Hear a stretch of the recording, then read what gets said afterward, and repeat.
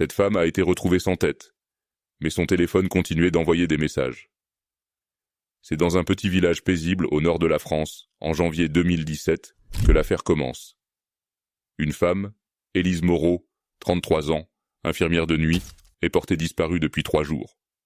C'est son père qui alerte la gendarmerie après qu'elle n'ait pas donné signe de vie pendant plus de 72 heures. Mais voici ce qui trouble les enquêteurs. Son téléphone continue d'envoyer des messages. Des textos banals, du style « TKT, je vais bien, j'ai juste besoin de souffler un peu. Je reviendrai quand j'aurai les idées claires. » Mais ceux qui la connaissent le savent. Élise n'est pas du genre à disparaître comme ça. Et surtout pas à fuir sans laisser ses enfants. Le 4e jour, un jogger découvre un sac à main ensanglanté, à 10 km du village, au bord d'un vieux lac abandonné. Dans le sac, les papiers d'Élise, son téléphone, et un collier arraché. Le lendemain, la gendarmerie repêche un corps sans tête. Il s'agit bien d'Élise.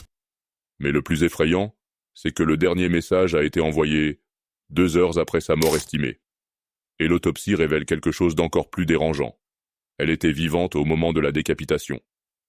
À ce moment précis, les enquêteurs pensent à un tueur local, mais aucun témoin, aucune caméra.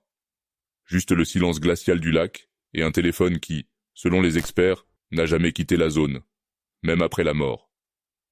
Mais alors, qui a envoyé les messages? Et surtout, pourquoi le téléphone est-il resté allumé encore 3 jours après sa découverte?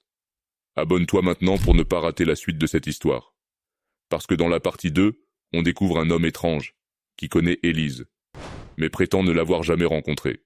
Et tu verras, ce qu'on trouve dans sa cave va tout changer.